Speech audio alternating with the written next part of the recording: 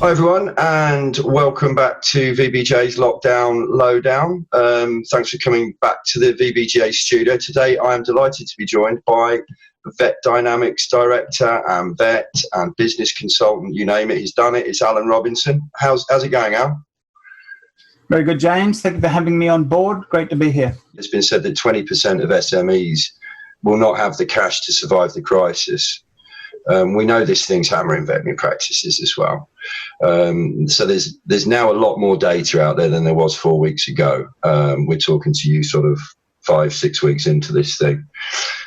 You guys with BB Vet and CM Research VI, even the RCVS have run a survey. So what's that data telling you about the impact this thing's having across our sector? I think we've been through the crisis stage, the anxiety, the what's next, what do we do? And there's been masses of information made available by all the veterinary professional bodies, but people like us and accountants and solicitors. So that's been a huge help in just damping down the anxiety side of things. So anxiety is sort of uncertainty by urgency. So we had heaps of urgency, heaps of uncertainty, and we've tried to allay some of that. What's coming through now is you kind of get up in the morning and you go, another day. And okay, we wonder what today's going to be like. Well, what have I got to do? I've got to turn up, either go to your computer or go into the practice if that's your role, or I've got to stay here and teach the kids and watch some Joe Wicks or whatever. And we're a little bit of Groundhog Day at the moment. We're just seeing the same thing rolling forward. There's not a lot of new news coming through. And so we're hitting a bit of a plateau. Now, looking at it directly at the data, some of the CM research stuff has been looking at the impact on revenue, the numbers of clients coming through, the remedies that people are putting through, etc., and the anxiety levels around that. And so what we're seeing is revenue, and the UK was the worst hit of all the European countries in terms of revenue drop, and that was around 50 to 60% revenue drops, which is quite substantial. That's lesser now. It's about a 40% drop. And the last two surveys just showed that it's a little bit better than it was in the last two surveys. So that seems to have stabilized. So we've kind of got this, we're going to be expecting a 40% drop, maybe a slow rise of income over time as more things are unlocked or unlocking practices. Equally, we've had the biggest drop in client numbers coming through the doors, so we've dropped off dramatically on those. But of course, what happened, practices stepped up with the technology, online video consultations, telephone consultations, and there's still a bit of indecision around how that's working. Of course, there's the Royal College on dispensing and other issues that people are concerned about. But to be honest, in a crisis, keep the revenue coming in. There's no short answer. It's certainly challenging times in terms of how practices are having to work, what they're having to do and how they're having to do it. Difficult conversations discussed in the first one of these we did with Alison Lambert, who I know you know well, about some of the challenges in perhaps charging for some of this stuff and how that's best done. But it comes down then to a certain sense of battening down the hatches. Now, from a business point of view, what are some of the things that you'd recommend people watching and listening to this do now in terms of their process? Because I know a lot of the message you guys preach is around that process and how to make your practice healthy as you can be from the inside out. And that's often on the balance sheet. That's what you're charging for. That's how you're presenting your services and, more importantly, pricing your products and pricing your services are. From a financial perspective, finance is simple. Bring in more money than it costs you to actually do the business. So you've got revenue, so keep up any revenue streams you can that are within the guidelines. Find new ways of generating revenue in streams, hence the video consultations, telephone consultations, and other ways of interacting with clients. Cut your costs as far as you can, but of course you need enough resources to service the need. You've got to do the work that is available, and you need the resources without exhausting people. And there's then go for as much support as you can get. So there's the COVID loans, the small enterprise loans. There's the go to your bank, get an overdraft facility if you haven't got one, or extend it if you have got one. Speak to the bank about extending lines of credit. Look for ways of doing it. So use the grant and social local councils in some areas are offering free free-ish money as well, against rates and other such things. So there's lots of things to do. So there's almost a big admin piece. So if you've got all your admin people furloughed, bring some of them back and get them working on that stuff. That will keep the cash flow.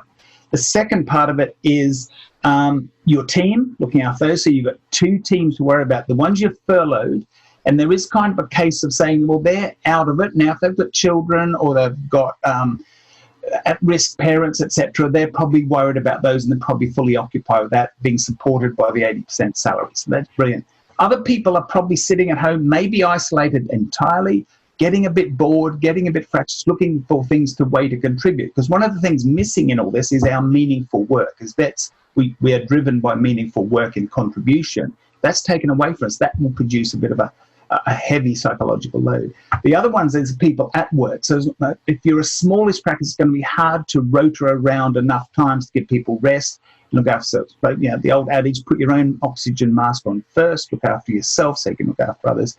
But to be honest, this is a skill set that we haven't had to utilize or bring on board really ever. We've talked about it in management, but now it's the real test. We've got to get stuff done.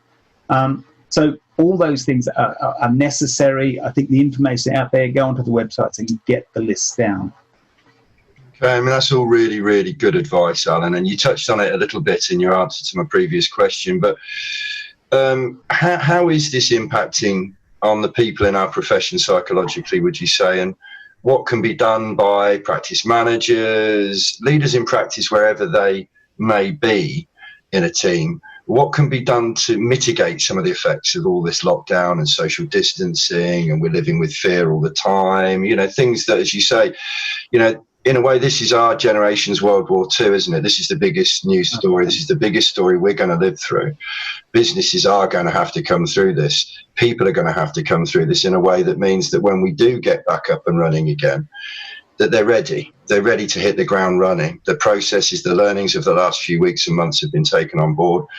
But in terms of the psychological impact of all this, what can you do now? And what can you do when you do want to bring people back from furlough, and maybe some of them have been feeling a bit left out or peeved? It's that psychological piece I'd like you to discuss for a little bit, if you would, Alan. Yeah, I mean, it's a huge piece of it. And again, it's one of those great unknowns. I mean, I was writing an article early today, and the only thing of certainty we know about the pandemic is that we know nothing of certainty. And the only thing of certainty we know about the economy is we know nothing of certainty about the economy. That's kind of the ground we're working in. From the psychological point of view, as I said, that anxiety is the uncertainty and the urgency. The urgency's dropped, but the uncertainty is going up. Okay, and that's what we're feeling. So anything you can do to lessen uncertainty. Now, you might have to fake it till you make it for this, and you might have to make people feel more certain, because there is very little certainty to latch onto here. There's a huge amount you can do. So key things for yourself and to help others do is maintain your own equanimity in this. So if you're working at home or working the practice, still get your sleep. Don't angst about this, and don't deprive yourself of sleep. Eat good food. This isn't a time to go on a junk food feast. Physical exercise is always going to be a great transition for people. One of the things coming through the news is if people are getting Zoom exhaustion because they're not transitioning from, you must be getting some of this, James. I'm getting it, Alan, I'm getting it. But not now. But the trick is to transition from your work a day, which is what we're doing now, and transition to non-work. Turn off the phone, turn off the computer, turn off the Zoom, get on the push bike, go for a walk the dog, whatever it is, and transition out, and then combine a bit of physical heart rate and activity with that. Stay connected with people through the phone, through Zoom, as ever, with that things. Take time out. Okay, just read a book, read a trashy novel. Don't read a veterinary journal. Okay, sorry about that. But listen, readers, except VBJ, obviously. Obviously, it's like that. Spend time do some introspective thinking, meditation, Tai Chi, yoga, whatever your thing is. We've lost some sense of our future because no one knows what's down there. We're starting to talk redundancy. We're starting to talk about what happens when we come off furlough, all that sort of stuff. Calm that conversation down and look, we're here. We've got furlough until end of June. That's what we're working on. We'll take the news as it comes, but we are dedicated to keeping people on board, etc., etc. You've got to keep that sort of news going. You mentioned no junk food. I'd kill for a Big Mac right now. Absolutely kill for a Big Mac. I'm in a house full of young adults, and believe me, it's serious times. But I wanted to move back to you. You've written an amazing article in May VBJ. You discuss change and leading through the crisis. You describe in that article this event as massive market change. So how do you see these changes impacting on the way practices work now, working in 3 or 4 months' time and next year? Again, it comes down to your perspective on change, really, and it's going to affect different people in different ways. Key things about this. Now, if you think about before coronavirus, if we want to change, we'd say, we need to introduce pet health clubs or K-lasers or something of that nature, increase the pricing. And we'd have lots of instil meetings and memos and talking to people and training systems or even changing computer systems to do that. And then we'd say, right, now let's implement it. It'd take 3, 4, 5 months of kind of dragging ourselves through. Invariably, it never worked really well. And change management sort of was an oxymoron in many ways. What's happened here, the world changed. You need to stay home. You need to change the way you run your business, change the way you do consults. You've got to wash your hands, and you've got to stay 6 feet away from everybody. I mean, and just do it. There's no argument, no discussion. And we all did it remarkably well. And we've all introduced new charging systems, new consultation systems, new ways of working with clients. We've actually got people to go and stay home, and people have adapted and adopted this really, really well. And so there's something about this change mechanism that maybe we should introduce. 2 things in it. People are so embedded in change now. Now is the time to change anything and everything you want to change. That's the beauty of this. This is the gift in this. So if you think about that change process, it was driven by urgency. We had no time to think about it. We just do it, and we had to do it within 2 or 3 weeks. Quite amazing short amount of time. We had to do it under authority. So we had the government, we had the World Health Organization, we had the news, we had everyone saying, go home, stay home and wash your hands. And that was the argument. It was a short, simple message. So it wasn't a convoluted thing we had to do, just make change and then work out the change around that. Equally, it was driven by compassion for people, and particularly old people. We've all got parents. It was particularly for the NHS workers, this whole thing is being constructed around, and they're our sort of British heroes that we need to look after, okay? And then there's also a level of self-interest in this, because if we don't do this, we could get ill and we could die or we could lose our business. So, and the main part of it, at the moment, there is no going back. I don't like this lockdown thing. I'm going to go back the other way. Not even an option. That option is completely off the table. So here's that change process that works really well. The danger is we left out the people emotional piece of it. And I think that's the bit we've got bottled up, time ticking away in the background we still need to do. So your question earlier about how do we manage that is becoming more important. So what are your top tips for anyone trying to instill some order into this chaos? They've got these different ways of working. They've got scrappy little revenue streams coming in from here. They've got complicated rotas. It all feels as if they're just trying to keep their head above water right now. But as you've always said, you've got to measure things. You've got to get some sense of things. You've got to have a plan.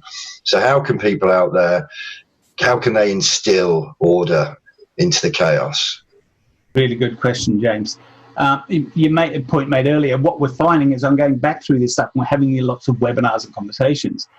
The things people have to do is, you're right, we've been teaching them these things for years. It's been important, but not urgent. It's amazing what a bit of urgency will do to bring stuff to bear. So finally vindicated in some ways.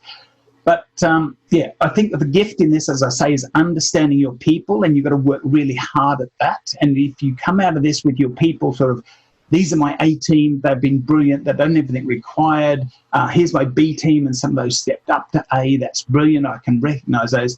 But also you're going to see, well, here's my C team who really haven't coped with this, haven't stepped up to it, etc. And they'll need some further help, or might just vote themselves out of the equation at some point in the future anyway. So just understand that matter. And this isn't whether you like people or not, this is how they're responding to this. Because the next 2 years, maybe 3, is going to be a long, low road, I think. There's going to be some sort of long rollout from the economy, stepping up and stepping forward. The other thing is, I think personally, veterinary practice is going to do very well out of this because we've got a necessary business. People will always want to look after their pets. We have the skill set, and we've really honed our business to bare bones. We've got a really lean, mean machine. And we're seeing some practices, although their revenues are down by 40%, their costs are down by 60%. They're maintaining margin in this quite nicely in this process. Not that we're going to stay there, but it's teaching us things that we now know we can adopt and take forward. Back to what can we bring order to all that is planning. Planning is the thing. Now, if they go onto our Vet Dynamics website, we've made our planning templates all available to anybody. Now, we would normally say do a 3-year plan, a 1-year plan, chunk that down to 3 months, a 90-day plan, and then break that down into weekly activity. Going to reverse that, really. You want to be planning, probably chunking it down to 3-month segments, okay? So in the next 3 months, we can kind of predict furloughing, we can kind of predict what the virus can do, we can kind of pre-read what Boris is going to offer us, etc. We know where the money's generally coming from. Like I said, we're seeing the trends improving on that. So let's put that as the assumptions, and they're only assumptions, and then build some key strategies. Okay, so key things to do over the next 3 months. We've got to bring more people off furlough into the system, but not too quickly to overload the costs. We've got to leverage our resources to make sure we keep pets healthy, and we've got to watch what we can do around vaccinations and neutering and the less essential stuff. But don't forget, we're building up a backlog of dental work, of vaccination work, of the minor health problems that animals are building up. The chronic meds and that sort of stuff will have to carry on. So there's a build-up behind this wall that when the wall comes down, we'll get some more work coming in. We've got to be able to respond to that. So start having those conversations with your team now. And what we have is this, what do we do over the next 90 days? It's money, it's health, and it's wealth. That's what we're trying to maintain, and sanity.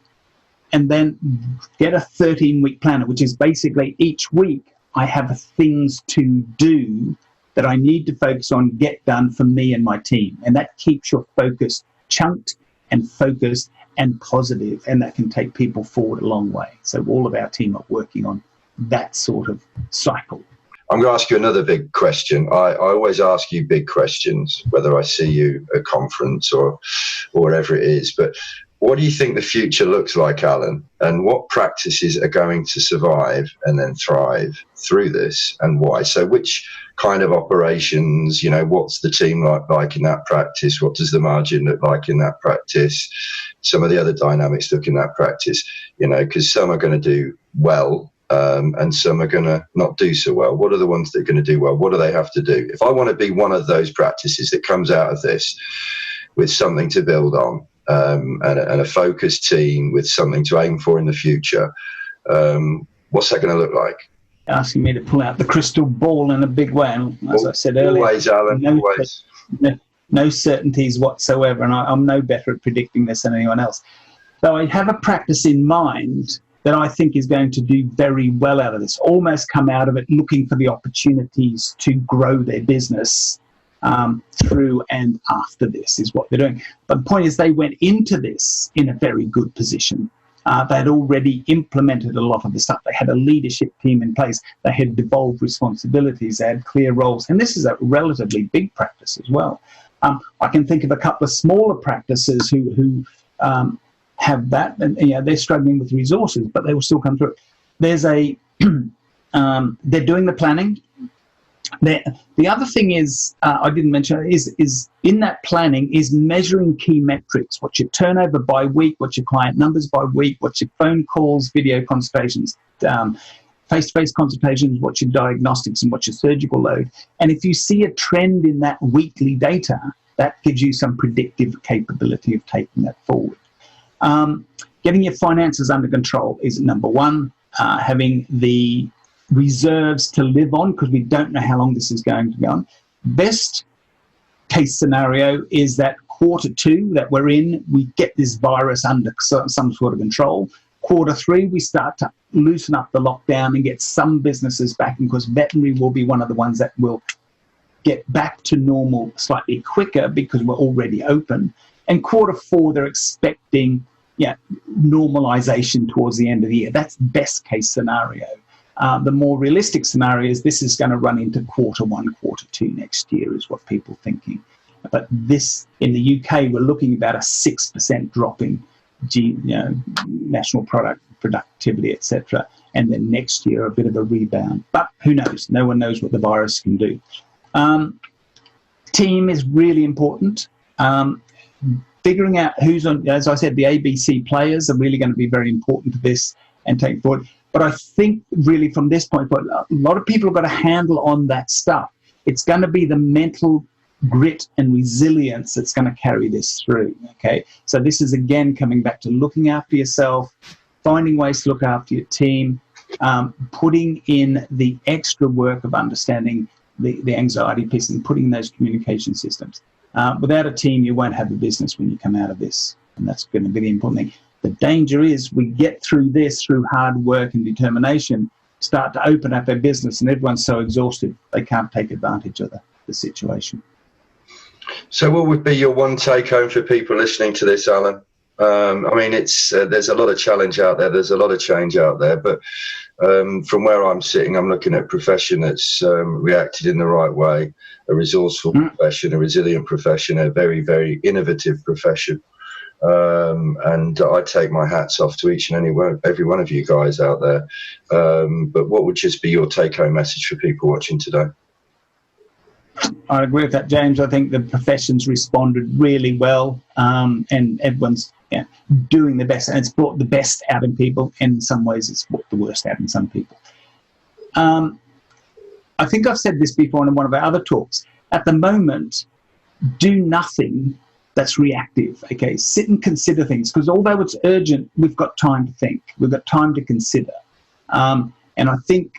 And also chunk it down to something that's manageable. So just get through this week, just get through enough to actually make things work, communicate with your people, and work it forward that way. And I mean, the other thing is stay connected. If you need support and help, podcasts like this are brilliant. Obviously, people are putting out webinars. There's drug companies supplying stuff. The VBJ, Royal College, are putting out stuff as well. So all of that stuff could be overload. But don't go beyond sources that you trust, because the rest of the news, the rest of the stuff on social media is just destroying people, I think. So just stay away from that. Work on what you can work on and leave the rest alone. It's been an absolute pleasure having you, Alan. Thanks for coming in today. And I will hopefully catch up with you very soon. We might do another one of these. Excellent. And James, thank you. Thank you for all the support VBJ is giving the profession. It is absolutely fantastic. Thank you.